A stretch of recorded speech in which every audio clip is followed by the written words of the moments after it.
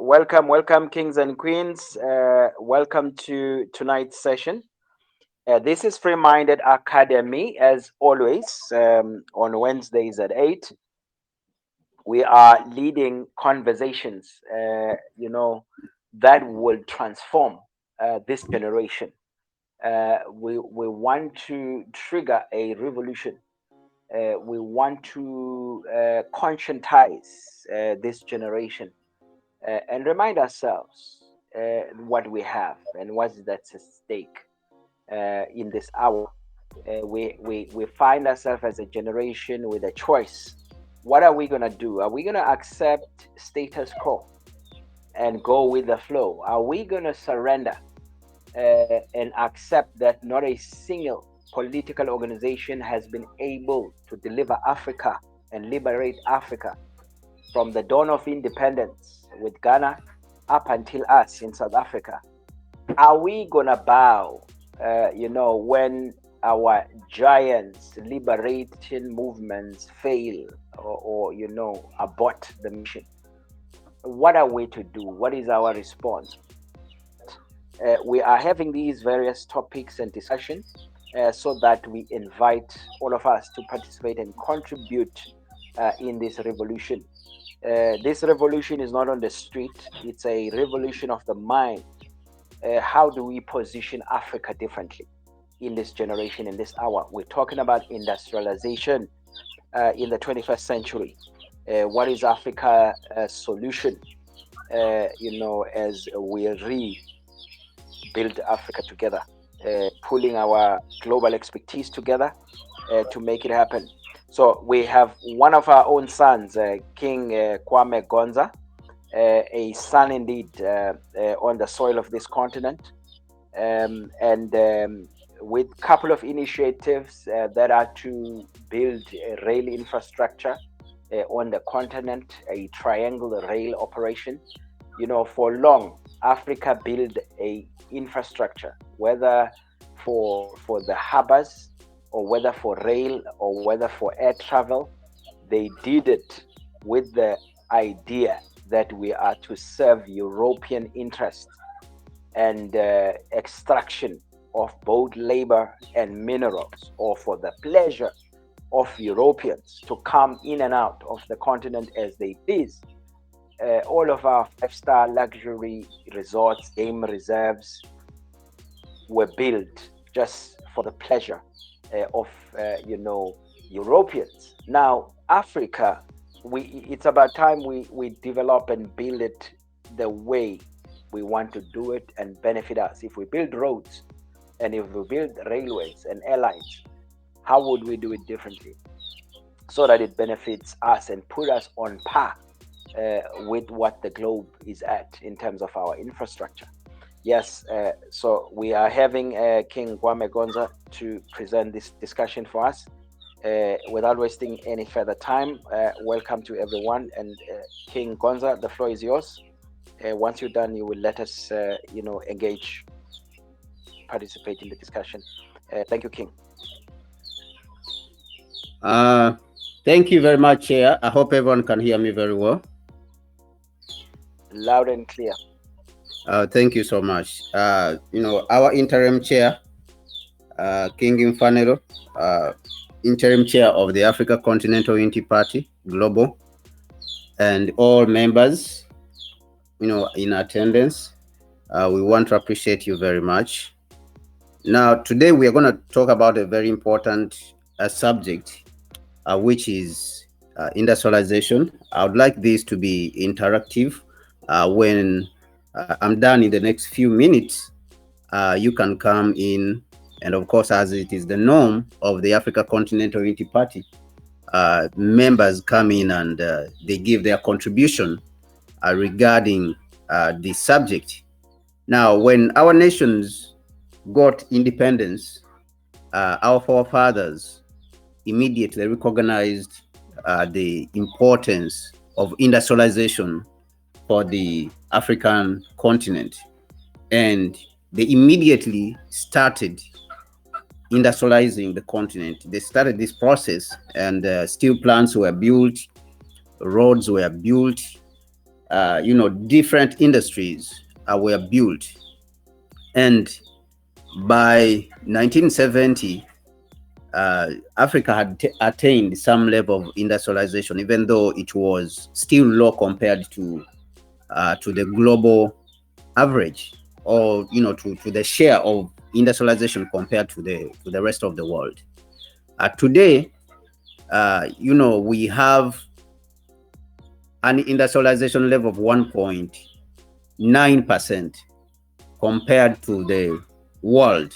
Our share of global industrialization is 1.9%, even though our population is between 18 to 20%, which is very ironic, and shows that we are not producing as we are supposed to be. We are not producing as we are supposed to be. We are producing below capacity, or we are punching below our weight as a continent. So it means that something must be done about the situation that we are facing currently. And this situation, of course, has been brought about by different factors, which, of course, I will not go deep into analysis. It has already been done by some of our ancestors, the Nkrumahs. What is wrong? If we read Nkrumah's works, we really see what is really wrong that must be corrected. And of course, people like Robert Sobukwe also attempted to show what the problem is and what is the solution also. And of course, that is what the African Continental Unity Party is pushing forward, which is the unification of the continent and its rebuilding, regardless of what strategies we are currently employing. But of course, that is the ultimate goal. Now, our share of industrialization in the 70s had climbed to 1%, but in relation to GDP, it had gotten to a share of around 7%. When we are talking about GDP, that it contributed about 7% to African GDP in the 1970s. But for global, as a share of global manufacturing, we were at 1%. Now, we have not improved much since then. When it comes to today, as I said, we are just at 1.9% as a continent. Yet, other places have made tremendous progress, and others are punching even way above their weight. When you look at countries like Japan, you look at Singapore, which has some of the biggest oil refining capacity. Singapore, which is a very small city state compared to the African continent. We remember very well that Dangote has just launched his oil refinery, which has faced also tremendous challenges. And one of the revelations that have come out with the launching of the Dangote oil refinery, which of course is currently the biggest in Africa and Europe, because the biggest refinery in Europe is around 450,000 barrels per day, and Dangote's oil refinery is around 650,000 barrels per day. Now, it has faced a lot of challenges. So what it revealed is that Africa, especially sub-Saharan Africa, has not had a functional refinery for almost 60 years. We know that there's a couple of small refineries in this region, but even those refineries have been crippled under a collaboration of external interference working with the internal actors in that aspect. And so this process denied Africa one of the most important pillars for industrialization. When you refer to the works of Jeremy Rifkin, who wrote a book called The Third Industrial Revolution, Jeremy Rifkin argues that there is 3 key technologies that come together to cause an industrial revolution. And one of those is the energy. And therefore, a country or a nation must be in control of these technologies for it to be called sovereign in itself, but also for it to carry out an industrial revolution or to carry out industrialization. So one of those key technologies is energy. because energy powers everything. Energy powers the vehicles on the roads. Energy powers our fridges for those who want to run cold stores. Energy powers our computers, because petroleum hydrocarbon has been used, previously, and gas, oil and gas has been used to produce a lot of electricity, even coal, in some cases, or major cases in Europe and the United States and other countries, coal has been used to produce energy, which is electricity. So as you are seeing, everything depends on energy. Without energy, you cannot go anywhere. You cannot do anything. Now, what we are seeing is that Africa does not have control over its energy. That is the number one pillar. Second pillar is the pillar of transportation. We see that even if today we are talking about the Africa Continental Free Trade Area, we do not have a transportation platform on which to transport the goods that we are talking about. Not even to talk of the factories, of course, because we don't have energy, we don't even have the factories, or we don't have the industries. So which means we are not producing. All right, we are not producing. So then that makes the launching of the Africa Continental Free Trade Area a pipe dream, because you don't have a platform upon which you're going to transport these goods across the African continent, yet you are talking about trading. And even trading, what are you going to trade? You don't have the goods. Most of the African countries are not producing. Our production is evident in our GDP.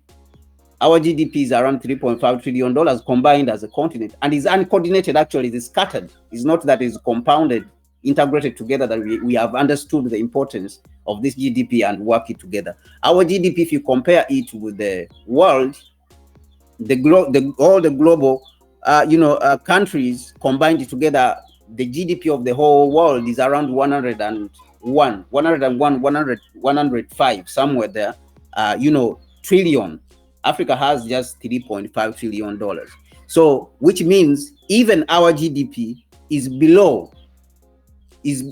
our population, does not correspond. So we are producing less.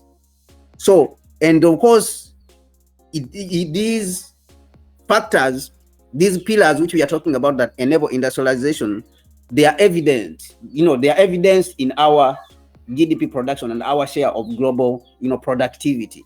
So we don't have control over the energy. We don't have control over transportation. We don't have that transportation system across the African continent, which will help us to move rapidly. Now, number 3 is the communication. For those of you who have made calls, who have lived across the continent, you know that Africa is the most expensive place to make a phone call compared to the rest of the world. Actually, it is cheaper to call Europe from Africa and to call the United States from Africa than it is, to call from, like, say, Nigeria to Kenya. It is more expensive to call Nigeria to Kenya as compared to calling Nigeria to the United States, or Nigeria to the UK or to Germany. So this is how it is. So you can see that according to Jeremy Rifkin's argument about industrial revolution, these sectors which are critical, these are the pillars of industrialization. And of course, this is what happened he argues this is what happened in the United States in the second industrial revolution, whereby the United States discovered, the refining of hydrocarbons, and then put a vehicle on the wheels, which is transportation. They expanded on their railway system, which of course they expanded across the United States, built an intercontinental railway platform, and they also put a vehicle on the wheels with the Henry Ford, and they discovered, of course, the telephone, Alexander Graham Bell. And then when we go to the first industrial revolution, also we see that the British discovered steam as a source of energy, and they discovered the train, and the train was powered by steam. If you remember, for those of you who know about steam trains, but if you don't know, you can go even on YouTube and Google. For those of you who were born, later on in the 20th century, you can see that later on in the 21st century, you can see that the British discovered the steam as a source of energy, but during that period, they commercialized the steam, and it was a source of energy which was powering the machines, even powering trains. And then they discovered also the telegram and the printing press. All these were discovered in Britain. Now, there was communication, because communication helps you to increase, connectivity of people by they're talking to each other. Information flow. This is how important it is, and this is part of also the economy. And transportation, of course, you are moving goods from place to place. The discovery of the train in Britain in the first industrial revolution brought about the emergence of towns, right? So there was towns growing from place to place because goods were moving now from the rural areas coming this side. So towns started coming up. And of course, the energy, which is the steam, is the one which was powering the train. And even in the United States, you can see that the hydrocarbons started powering the vehicles which Henry Ford was producing. So tremendous jobs were created. A lot of jobs were created. And then telephone came and communication, became simplified. And people had access to information. So you can see that this led to rapid, industrialization and economic activity within these particular areas. And of course, this is what we are seeing also happening in China. When you talk of the electric vehicles, electric trains, all these things, China is the one who's leading. Renewable energy, which is they are talking about, also China is the one who's leading. The Chinese are the ones who discovered the 5G, Huawei. This is the reason why Huawei was banned in the United States, because they are trying to catch up. The United States is putting all these sanctions, is trying to catch up because China is the one who's leading when it comes to the third industrial revolution. So this is contrary to what has been pumped out there, that we are in the fourth industrial revolution, especially by the World Economic Forum, which is not true. But we are currently in the third industrial revolution. That is what is happening now. Coming to today, which is I just wanted to give a background there. Coming to today, we are talking about industrialization. What does industrialization really mean in the first century? Number one, what industrialization means in the first century, in the 21st century, is that we are sharing all this knowledge together. We consume the same amount of knowledge, as is the West. All right. If you look at today, the information available to us, the knowledge available to us, it means that we do not have an excuse, regardless of the challenges which have already laid out, that we are facing the fact that we are not controlling the pillars of industrialization, of course, including food. On the three pillars, I would like to add food, agriculture, that if you don't control your agriculture, you can't feed the people, and the people, they cannot carry out economic activity. This is also very important. Now, regardless of whether we are consuming or whether we control these factors, which we said we don't, what we understand now is that we are consuming the same amount of knowledge with the West and of course the East, because many of the people, even who have gone to school, some of you who have studied from outside, you can appreciate that many Africans who have studied with the whites, they even beat them in classes. But even today, when you look at technology, the communication system, how it has improved globally, it has provided us with the ability to share the same knowledge. It has availed us with access to the same knowledge as the West. So this is what we are seeing. So we should be able to rise up and take advantage of this phenomena that we are in right now. Now, to produce today, for you to achieve industrialization in a country, as we said, you should control the pillars. You are supposed to control the pillars. On one side, the pillars of industrialization. But also, what it means is that you are supposed to produce at scale. You are supposed to produce at scale so that you can overwhelm your competitors. You cannot compete when you are producing minimally. Now, I will give you an example in this. In 2011, Uganda launched its first electric vehicle by Makerere University students. the Makerere University students produced their first electric vehicle. Actually, it was one of the first electric vehicles in the world. That was in 2011. All right. So they produced their vehicle after Tesla had produced its own. Tesla produced its first electric vehicle in 2008. Okay. So Uganda produced its first electric vehicle by the Makerere University students in 2011. That is 3 years after Tesla put out its electric vehicle.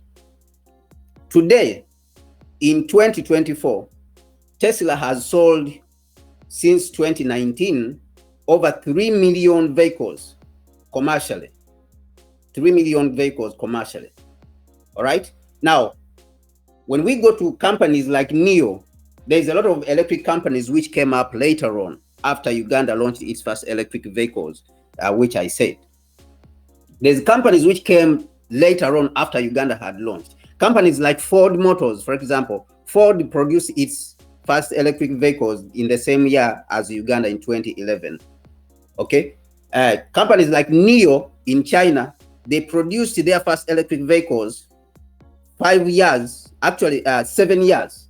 7 years after Uganda produced its own. NIO produced its first electric vehicle in 2018. 2018. Now come to today. NIO has sold over 300,000 electric vehicles. This is by 2024, June.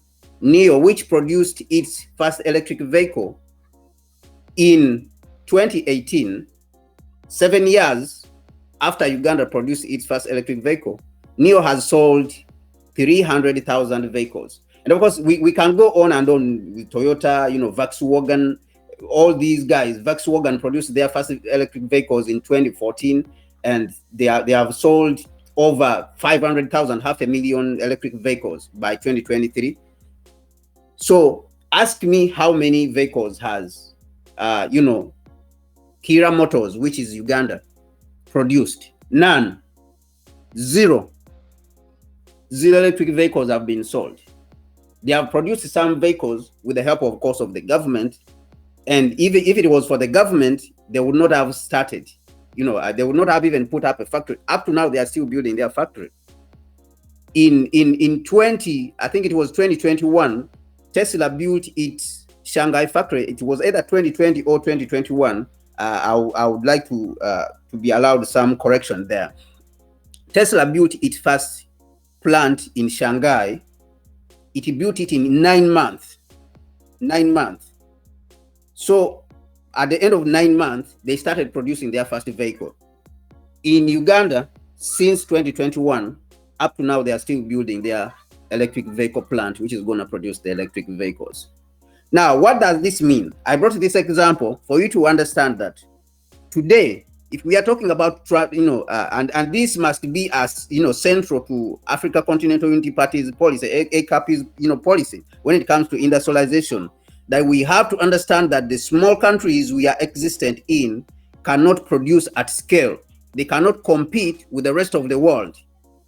Companies like, Volkswagen, VW, which is facing challenges currently, of course, because of the competition which is coming from China.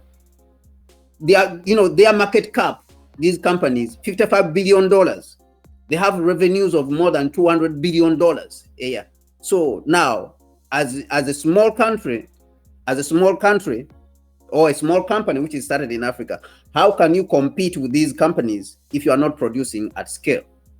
You cannot.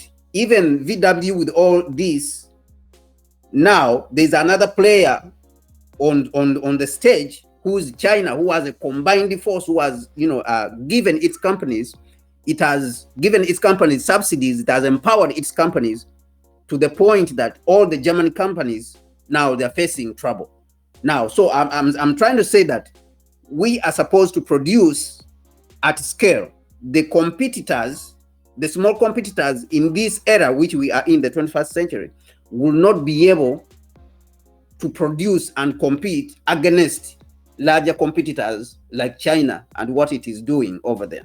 So if Africa wants to compete we must understand that the small countries in which we are playing, we are still joking.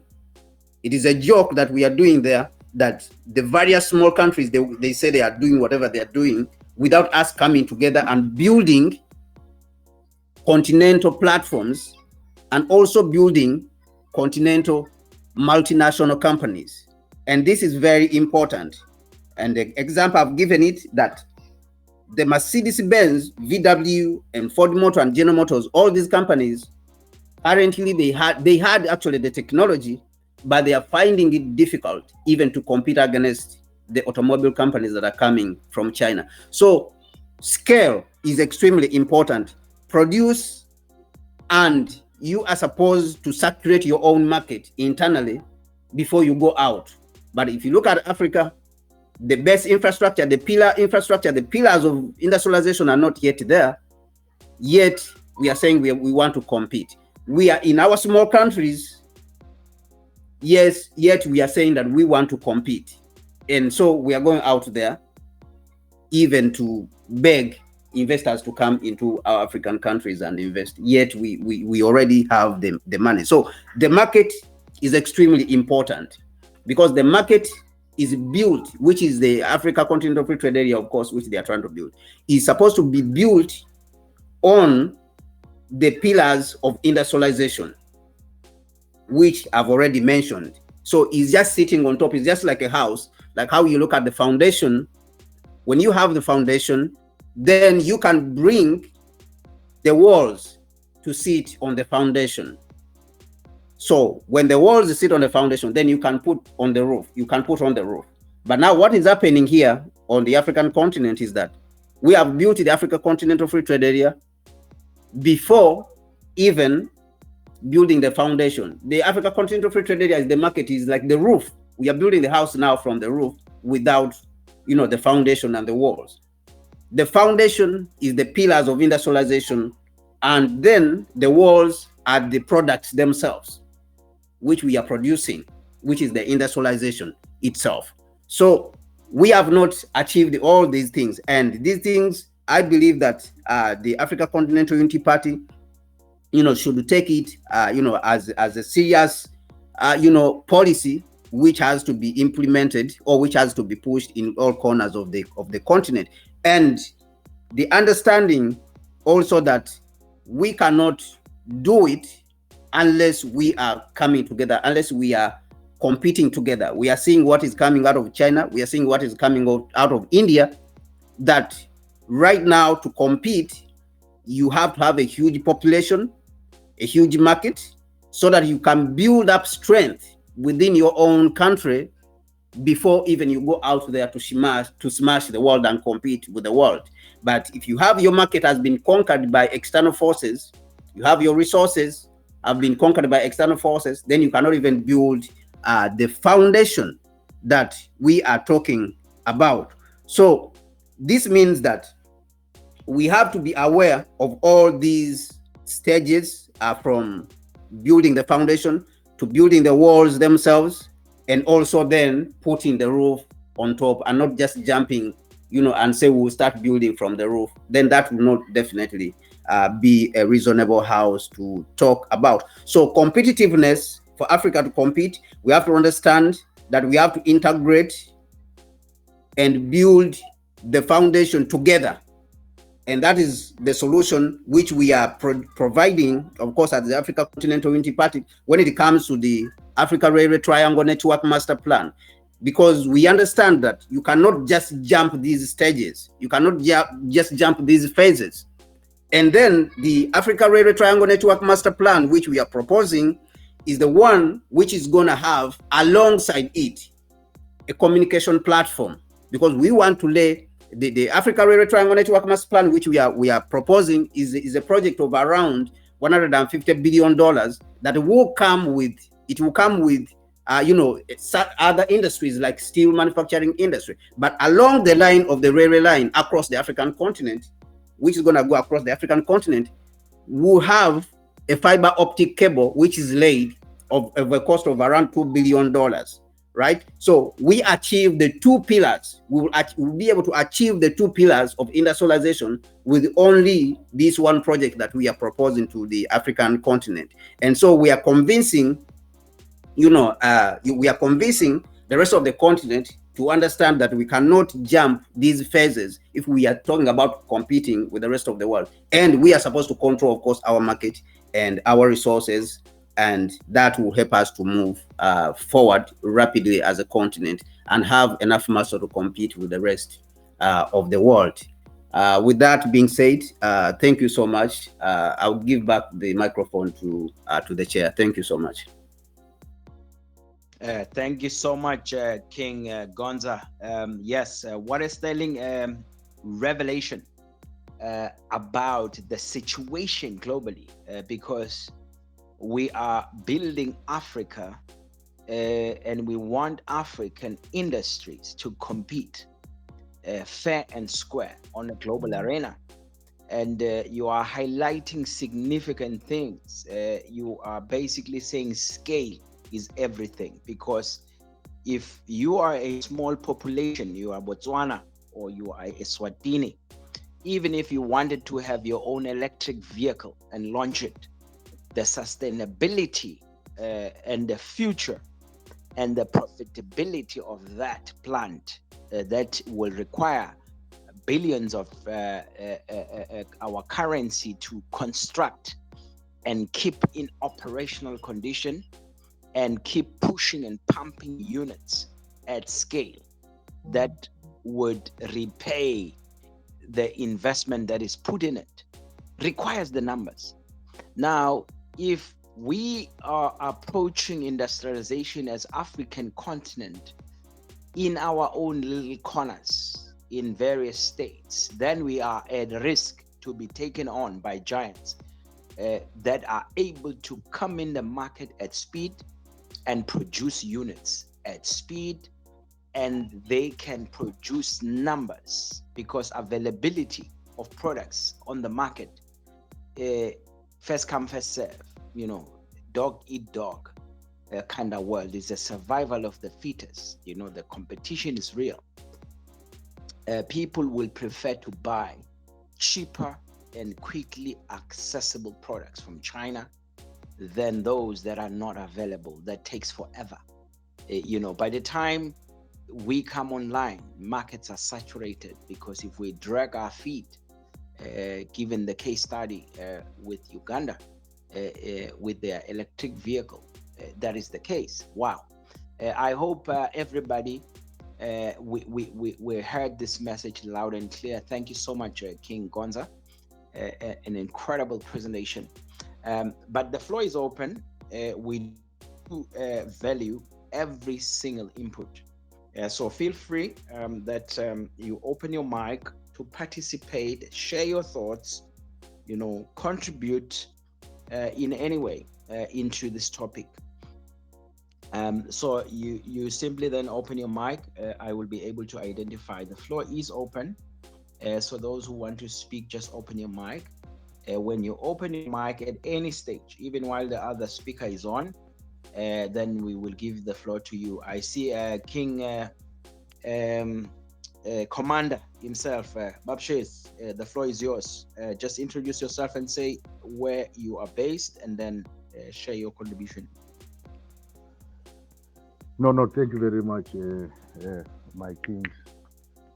And thank you very much for the King Gonza for a sterling presentation that actually touches to what I actually been trying to educate at the level of the military guys, where I had an opportunity of having young cadets that I was training within the cyberspace environment and things like that. It's well and done. I'm actually retired General Chezi from South Africa, residing in actually north of Joburg, currently, where I'm actually having my small plot where I want to actually start the vegetables and probably end up being an agriculture philanthropist. One day I aspire. Uh, I actually have a, a concern uh, that why my concern is our approach as Africans when we try to look at issues like economics as well as industrialization. If we are still wearing the Eurocentric lens in our understanding of the industrialization and the economy, we'll never beat the the Yorubus, Abelungu, the Europeans at their game because all their games that they put in, they have also some of the rules that on ourselves it becomes very much actually to play in that space in terms of the market. How do you cultivate the market?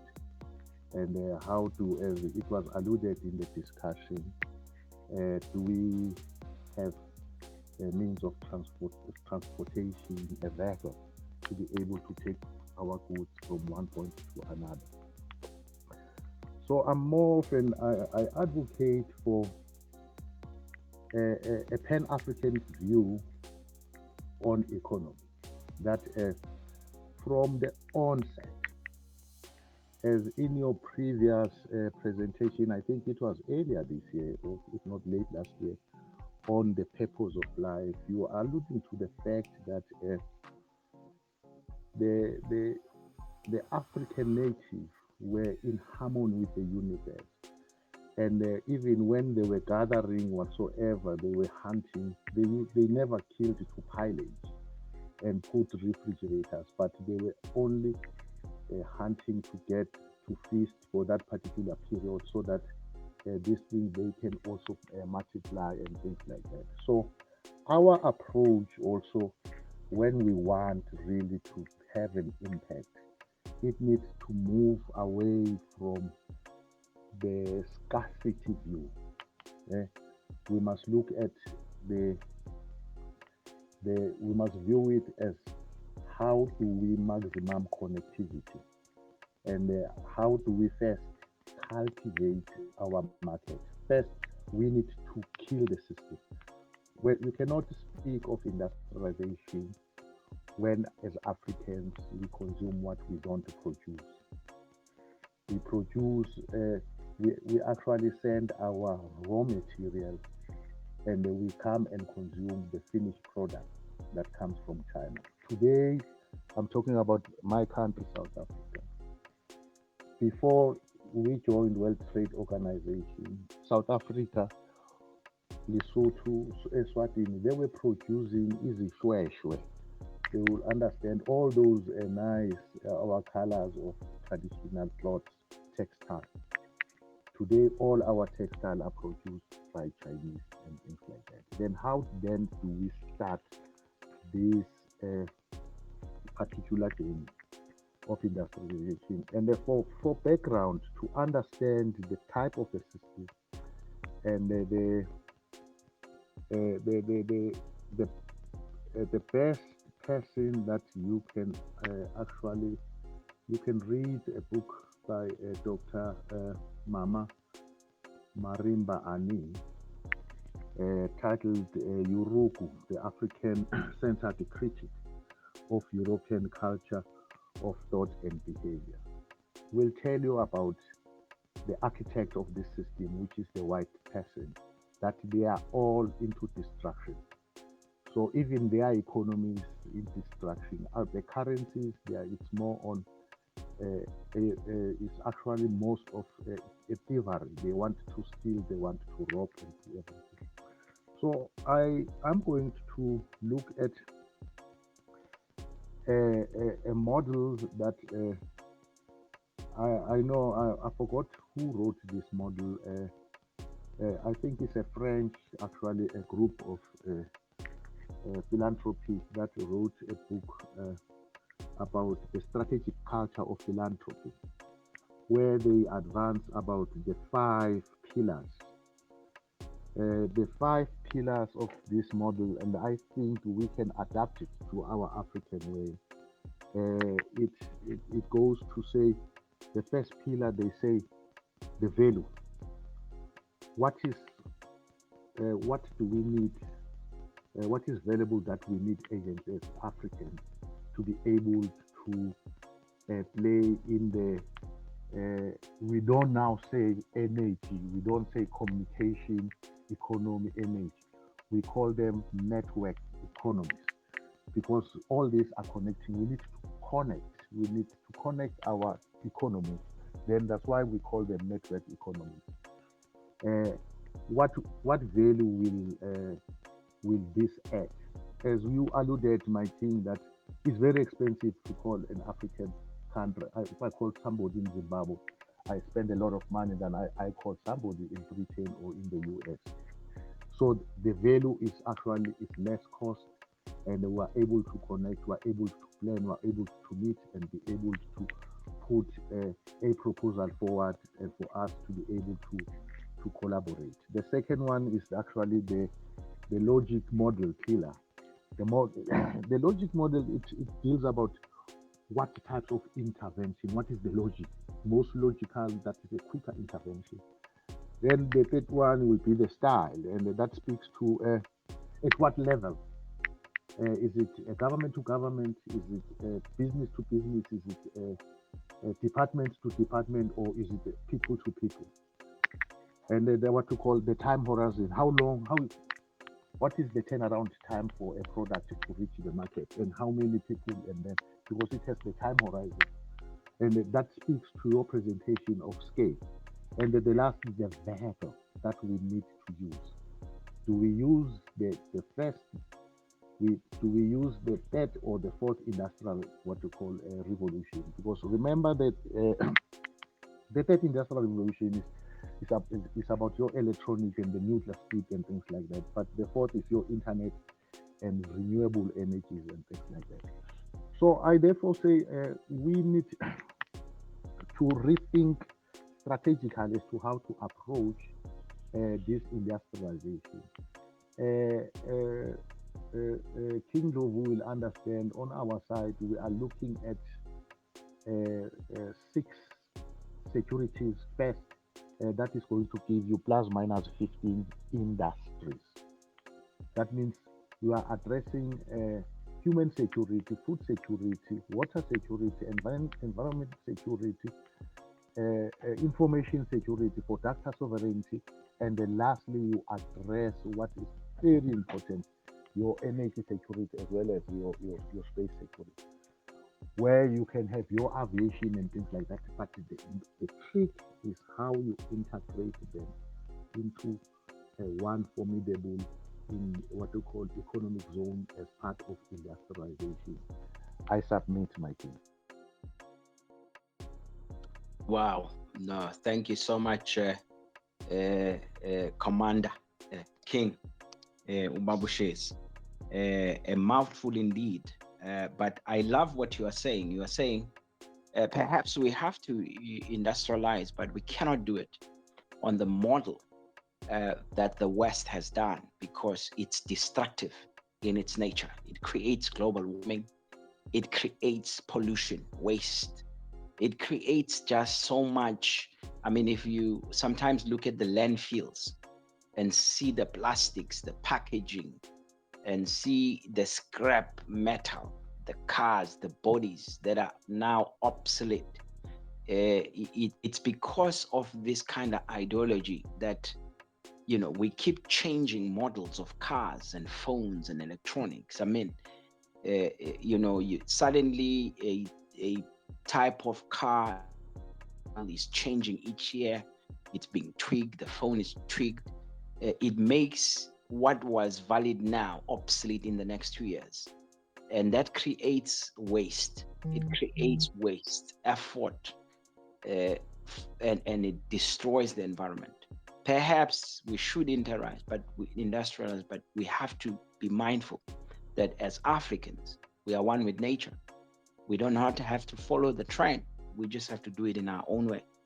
And the things that resonate with us as a people, let's look into our value system and say what is priority for us. So if everybody is going left, it's okay to go right. to be different. I like that. Thank you so much for that contribution. I love that. It gives me confidence that with this kind and caliber of minds and thought on the soil of this continent, this generation will not remain the same. Africa is transforming and changing already. That's what it is. So the floor is still open. I don't know if King Gonza, I see you opening your mic. You Yes. wanted to. Yes. I just wanted to say something. So, when we look at, of course, the times we are living in, they are very necessary. That we take care of the environment, and I think there's no other people who are very careful about the environment or caring for the environment as Africans.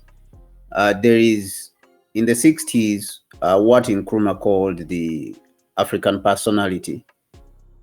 In this, Nkrumah believed that we have to be advanced, we have to adopt these technologies, but we cannot lose ourselves to these technologies. That African personality, that Africanness, has to go along with us, and of course it has to come out in how we express ourselves. We are different from the West. So I strongly agree with what the general said, that we have to introduce to development itself and industrialization a Pan-African outlook.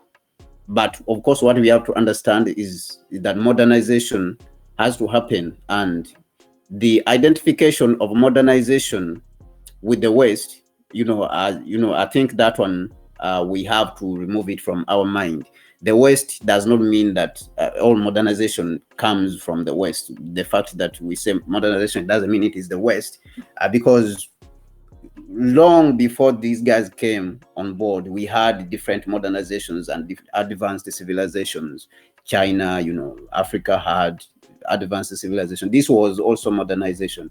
But this 21st century modernization, to some extent, of course, even when you speak, in many cases, when you speak against the West, a lot of people say, oh, but the West, when they came here, they brought the telephone. If you don't like if you don't like the West, why are you using the telephone? Why are you using the vehicles? So this stems from identification of modernization and technology with the West, which is which is wrong in itself.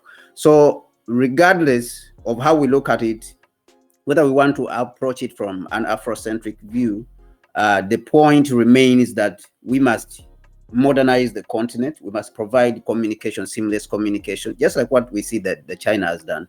It realized immediately that there was a lot of pollution that was done during its phase of rapid industrialization, and it came back. Right now, is correcting those mistakes, and hence the adoption of electrified transport systems. And we see that now Beijing, a city which was filled with smog in the 2000s, in the early 2000s, at the early part of the 21st century, has cleared up because of the adoption of electrified transportation system. They are cleaning up their environment. President Xi Jinping has been very strong on the cleaning up of rivers which have been polluted by, even industries themselves have been tasked with cleaning up whatever they have done. So I think this can be adopted even here. But the bottom line is that the pillars for our industrialization, whether we want to do it clean or otherwise, have to be laid. And we have, regardless of whether you're African or European or Asian, you need to have, transport, and you need to understand the world in which you are living in, that the world is extremely now competitive, that you have people on the other side of the world who are pushing all limits, who have removed anything. I mean, look at the United States itself, is willing to destroy the whole world as long as, is going to stay on top, developing, moving forward, is willing to do that. So certain things also here have to be, handled aggressively when it comes to the process of industrialization and improving the lives of our people. Because if we don't do it, we're going to stay behind forever and feeling sorry for, for ourselves. And the other thing is that when you look at Nyerere himself, Nyerere and Nkrumah, the difference was that Nyerere was saying we should go back to the African ways, the ways, communalism, of course, what he called communalism, dig in our communities, farm in our communities, and share product and stuff like that. And Nkrumah was telling him that the world we are living in is advancing at an unprecedented speed. This approach of going back in small groups, you are not going to be able to catch up with the rest of the world. Things are moving rapidly, and you have to compete. You have to be competing with the world, whether you want it or not. You have to be up there and compete. So if you don't want to compete, then you're going to be consumed. That's the issue, and that's the situation, of course, which we are going through right now. That Africa has become a place of to be consumed. That you see that our resources now are going out to benefit the United States. Recently, last week, the United States shipped, the first batch of copper from Central Africa, through Democratic Republic of Congo,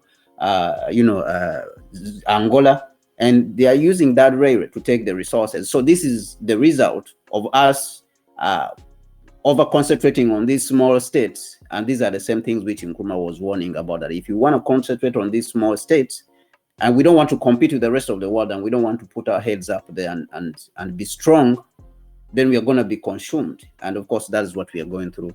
So I do agree, with the general, that we have to apply the Afrocentric view towards the development, but at the same time, we have to move very rapidly, and we have to be thinking on our feet. How can we do it as fast as enough, but of course, at the same time, taking care of the environment we're living in. Thank you so much. Thank you so much, King Gonza. I see that Tsepo wanted to contribute. I saw your mic moving, King Tsepo. You still want to take the floor? You can unmute. Or unless it was a mistake. All right, the floor is still open. Thank you so much for those contributions and thoughts. Do we have a taker who want to contribute? I see we have I saw we had King Tando from Cape Town. All right, we have King Kwajo. King Kwajo, welcome, King. Maybe it will be a nice opportunity to just greet and have a thought on the concept, on the discussion today. All right. Thank you so much, and greetings to everyone in the house. Queen Gifty, I was expecting to hear your voice, so I hope we will hear your voice. Anyway, so thank you so much, King Gonza, for that powerful presentation. Indeed, just as King Infanolo said, this is extremely revealing. It is something that we all have to begin to ponder and begin to think about it. For me, as ACUP, it is very important that with a few time ahead of us, we need to be very resolute and begin to be able to boldly present our policies and programs and begin to have serious discussions about these policies and programs. Always, our speaker, Comrade Gonza, he says that we are operating at the highest level. So if you look at some of these things, it is time for Africa and through the ACUP to be able to put some of these policies boldly out there and begin to put them in the communication space and begin to have a discussion about it. So I believe that this is very, very important. And thanks to the other speakers who drew our attention to the fact that we need to think about our Africanness, anything we are doing. I don't think it's just in the case of industrialization. It should be part of everything we are doing, because that is our identity, and we should always remember that whatever we are doing is for the interest of Africa. It's for the interest of humanity. It's the interest of the world, and it's in the interest of the environment. I believe that we are gradually moving forward, and it is time for us to move quick and quicker in our pursuit for a liberated Africa, and a powerful Africa that is being controlled by all of us. Thank you very much. Thank you so much, King Kwajo, for that contribution. Yes, let's allow then King Gifty. Is King Gifty wants to contribute? Perhaps taking the floor and introducing yourself and your location and any thoughts you have on the topic.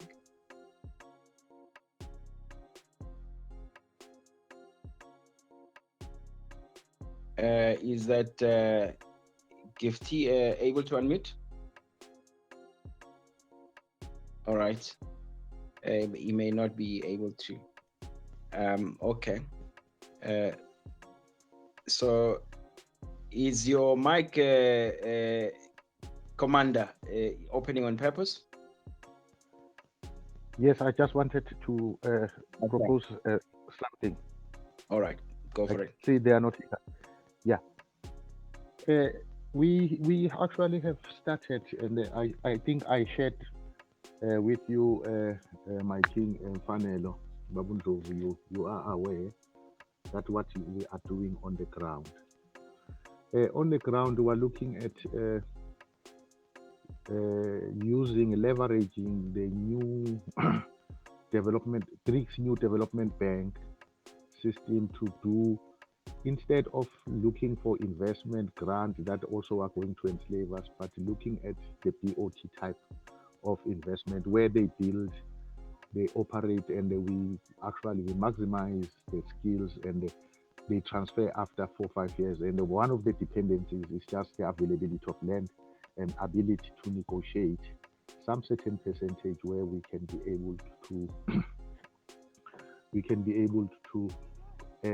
put a lot of people under some learnerships where we can upskill them, and we can also reskill some of the from military what to call some of these cadres, and do what to call RPL, recognition of prior learning, and integrate them into a workforce that can actually expedite the industrialization process. And what I like currently from a meeting that we're having, and that touches exactly from the presentation of King Kwanzaa, was we are looking at integrating the entire Great Lakes region, which is plus minus 13 countries, putting in all your river whatsoever ferry systems. We put the rails, we put the airports, we put we look at the top financing of the telecommunication, and the 3 countries already they are on board. Now we need to go and canvass the entire SADC, including the East African region economies, to get all these countries, starting from Uganda, Kenya, Tanzania, Burundi, Rwanda, as well as even Malawi, and Zambia, Zimbabwe, all the Great Lakes region. So we want a rail that will cross from Atlantic Ocean to Indian Ocean, from Angola to Dar es Salaam, Mombasa, in whatsoever Tazara, that connects with Tazara. So the Amirex vehicle that we are using, it's A3, which is agriculture, ecosystem, everything agriculture. And then it's aviation, which is now your airport and things like that integrates in, and the airspace. That means now where you have our telecommunication, also we have the satellite that will be able to integrate all our defense forces, and they have an interrupted getting out of the Google, the American dependency on the techno-feudalism system of the Americans. The M is for manufacturing and mining, that speaks to environment. The I is I3, that means now we look at the infrastructure, industrialization as we're talking about, and the last one, the investment, different investment models, your POT, your short-term loans, your grants and systems and things like that. And then we look at the RE3, that means now your renewable energies, which is your network economies, and your real estate, the African way of building villages, not your smart cities, but how you integrate actually your buildings to be part of the entire what we call ecosystem, eco-friendly system, and then now reverse engineering, which actually speaks to exactly what King Kwanzaa was saying, that we need to our people to be able to go get a new technology, take it apart, and be able to make it our own actually technology, patent it so that we can have it as our own what we call new technologies and tools and techniques. Then we look at the cyberspace, the communication, the cyber security as well as your currencies, because culture is part of your currency. Then we look at the social system. How we industrialize social systems is to bring back and restore indigenous knowledge systems. We look at our different nutrition-based health system, not all the chemicals and things like that. That's a huge, very, very huge industry. Spirituality instead of this religion, and then we also look at arts, culture, heritage, and the artifacts where we can market our own culture and heritage and do cultural exchange. And lastly, then we can do human conditioning programs that have to do with our media. Our media is toxic, it's manipulative and things like that. But we need to be able to start looking at e-communication media and as part of advancing our culture and things like that. So these are some of the models that we would love actually to put it out there for a greater support of the what we call of the ACUP, so that they can be able to market this and also get the African diaspora to finance these initiatives. I submit. Great, great. Thank you so much, King, for that contribution. I think in the interest of time, I want to hand back the mic to King Gonza to just wrap up. But before I do that, let me give a last opportunity to anyone who hasn't had an opportunity to contribute, would like to contribute as a last man standing before I hand over back to King Gonza. Do we have a taker? We do like to include everybody. Everybody should be heard. It's our culture. It's what we love to do. Okay. So I think everybody is good. So King Gonza, I think we can wrap it up. Back to you, King. Okay, thank you, King Fanelo, chair, interim chair of the ACUP. The point that I want to reiterate is that the continent definitely has everything that we need to move forward, but it requires having whatever we need to move forward. That is, of course, we have a big economy enough. We should not be going out there to beg. We should not be moving about Africa, China summit, and Turkey, Africa summit, Europe, Africa summit, US, Africa summit. Most of these problems they are facing, most of these people, they have their own problems. These countries are facing huge problems, and most of those problems, of course, could be equal to ours even, but unlike us, they we did not cause the problems for them. Most of them, they cause the problems that we exist in today. So we should not expect that these same people are going to help us to move forward.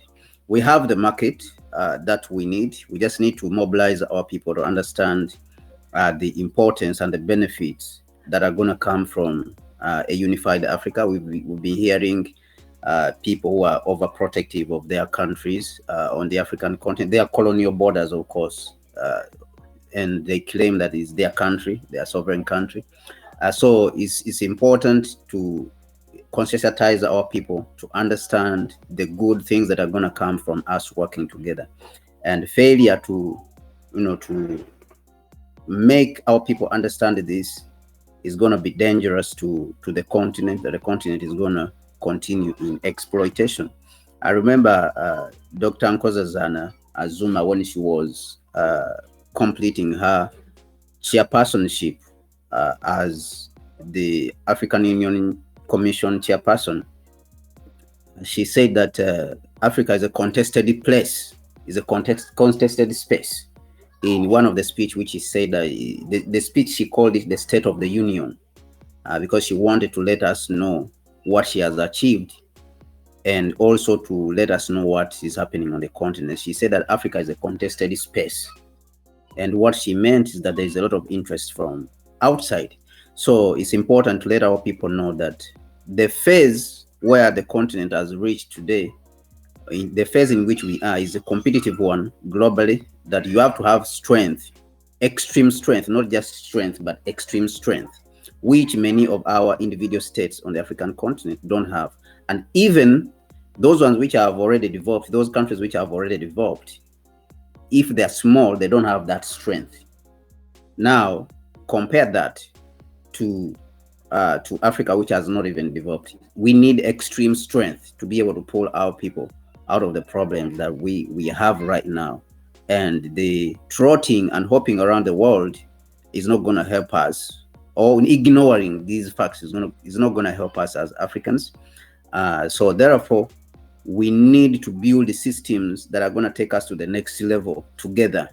And that means that we have to start engaging in building infrastructure that is going to help us move all of us together rapidly and open up the space for building multinationals, extra companies that are going to compete globally. Because if you cannot compete globally in this age, you are just joking. You're going to be annihilated.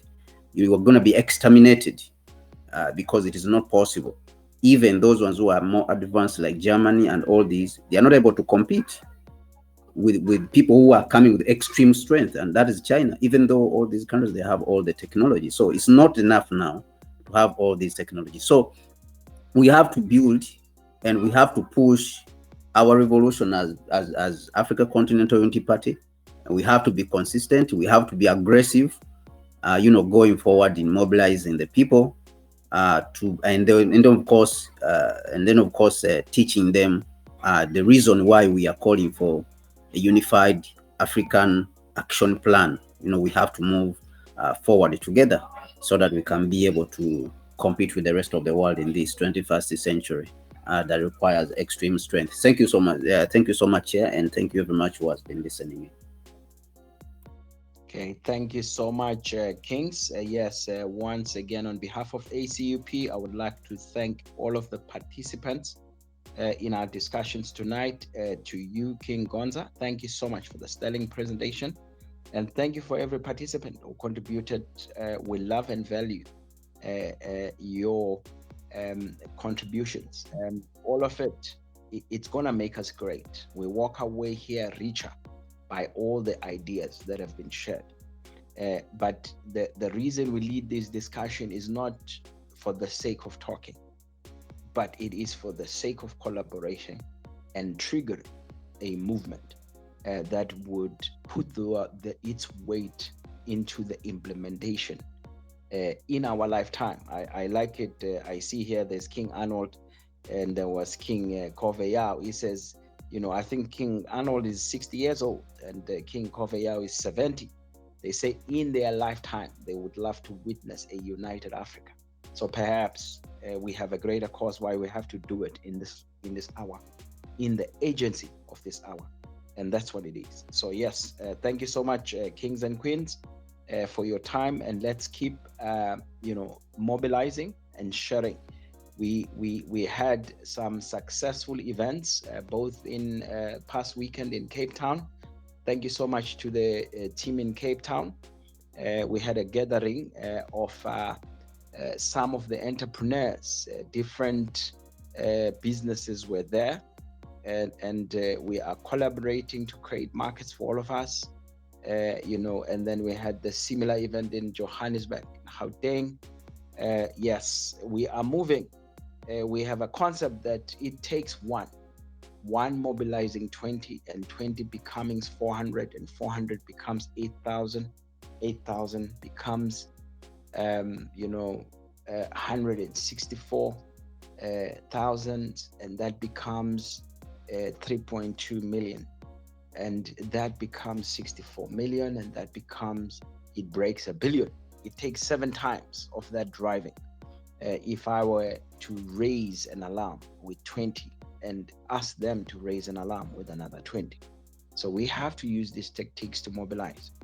And before you know it, between 2024 and 2025, we can break a billion mark as an organization and a global footprint.